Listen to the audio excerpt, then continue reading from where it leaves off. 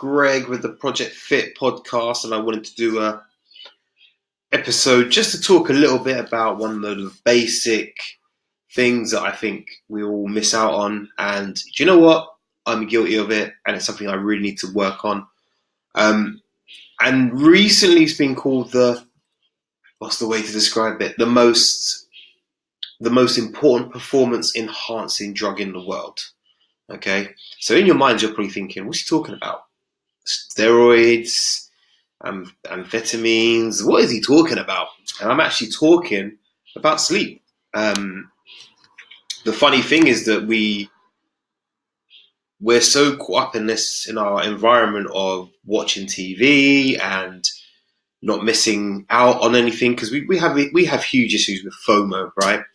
And the irony of this is that this will go out on social media, and I'm guaranteed that you'll be watching it and you'll be up late at night and you'll be doing this and, staying up, flicking through cat videos and stuff. And we all do it, yeah? But recently I saw a podcast by a guy called Matt Walker. He's a neuroscientist and really specializes in sleep. And he really let some knowledge bombs go. He was really passionate about this subject of sleep, and he talked about experiments that actually kept down road incidents as well in certain states where they changed things like the school timing. So the schools used to open at 7 o'clock in the morning or 7:30 or something crazy, and they moved it back, and the school kids' grades went up. But also by the same token, road accidents went down, because really we're just all knackered. And we've got to remember that sleep is the foundation of everything, right? So for all those people who work hard in the gym, want to train hard, you got to remember that your muscles don't grow while you're in the gym session. Yeah, they grow when you're asleep, snoring your head off, when you're chilled out on the sofa, etc. So when we talk about recovery from exercise and just recovery from stress even, probably one of the first things we want to hit is sleep, right? And even when you've got injuries, etc., right? Or actually trying to prevent injuries, let's actually take it from that angle first of all. So people that get kind of less than 6-7 hours sleep also appear to have a 70% chance of higher chance of injury. That's crazy. That's crazy numbers. So what's good for professional sports people, because they get people like him in to help them fix their sleep and stuff, should be good for us average Joes, right? Because we're just as important. So I guess the message behind what I'm saying now is that sleep is probably the most beneficial thing you can do for your health without actually having to do anything, okay? So if we then talk about it from a fat loss perspective, we know that people that don't get enough sleep consume about 400 calories more per day.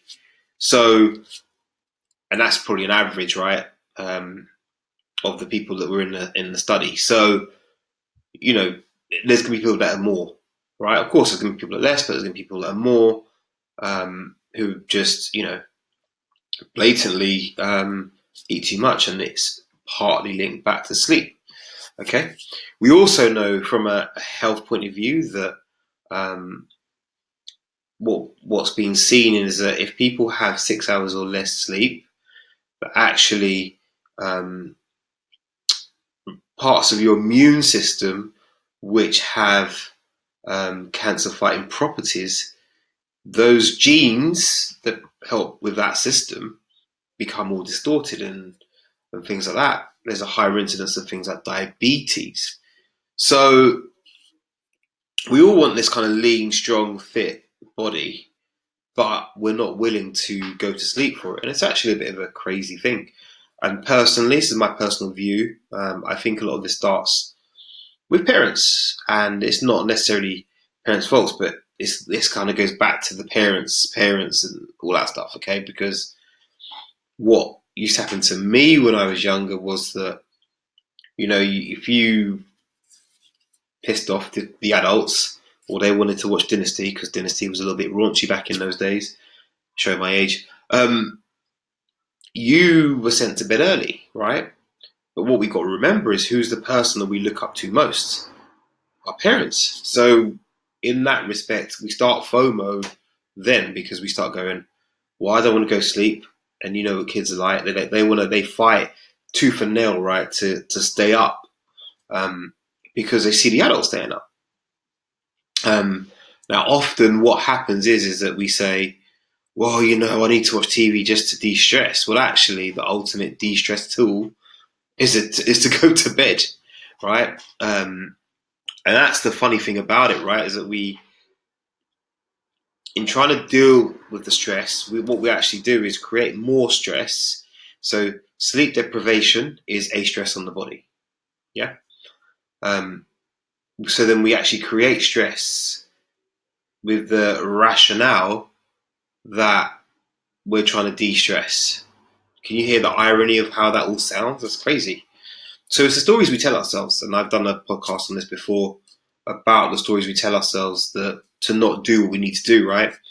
But if you're really thinking that your health is important, then I'm going to urge you to look at the importance of sleep. And I guess the problem is that people feel like they want to live, right? So what they do is we get in from work, let's say you get in from work at 5:30, dinner on the table by 6:30, and then you've got your time to watch your soaps. Now, if you don't get home from work until later than that, then it's squeezing the window of time between you being able to do stuff like eat dinner, do if any chores need to be done in the house, etc.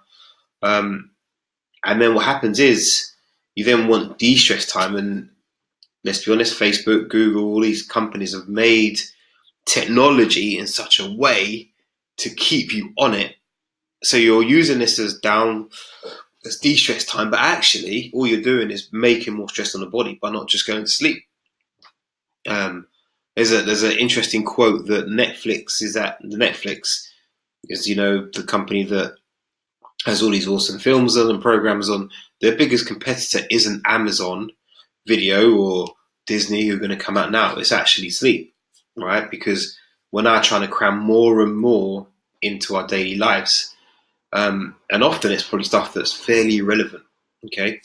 So I guess I wanted to just highlight how important sleep is and then also just give you some tips to help you go to sleep. But like anything, right, resting is a discipline. And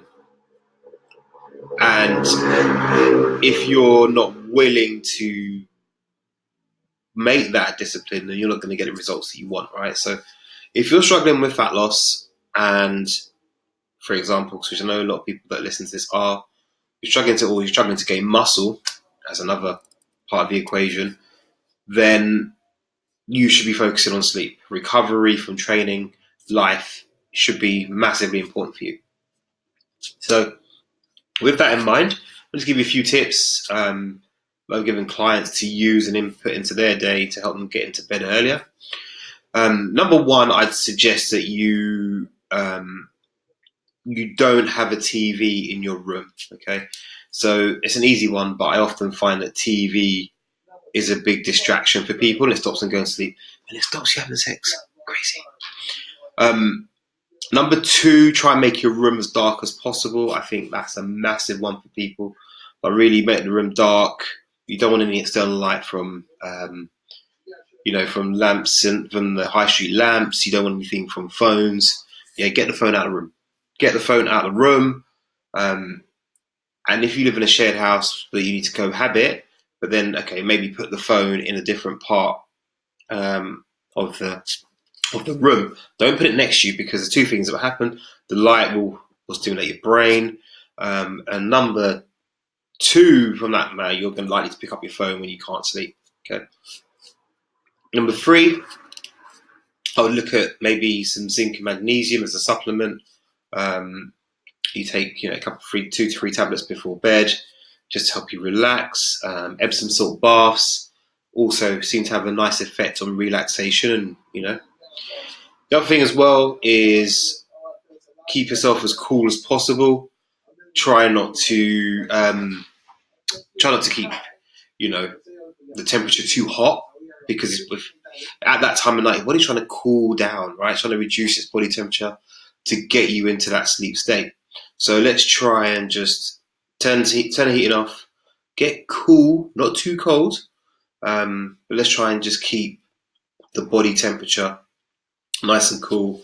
Turn the thermostat down if you want to keep the heating on, and that should help as well. The other thing as well is that you should have like a summer tog duvet, so like in the 3 to 4 range. You probably want to then have your winter one, which is like the 10-11 tog, right?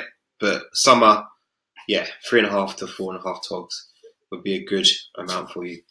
Don't go to bed too full or too hungry. Obviously, some people, feel discomfort. Me, I can eat and just go to sleep. However, I know a lot of people struggle from a digestive point of view about being too full. So have some carbs in your last meal. That often induces some sleepiness, and do that. So there's a couple of tips to help you. I've got a bunch of tips, and I think I'm going to maybe make a part 2 of this podcast.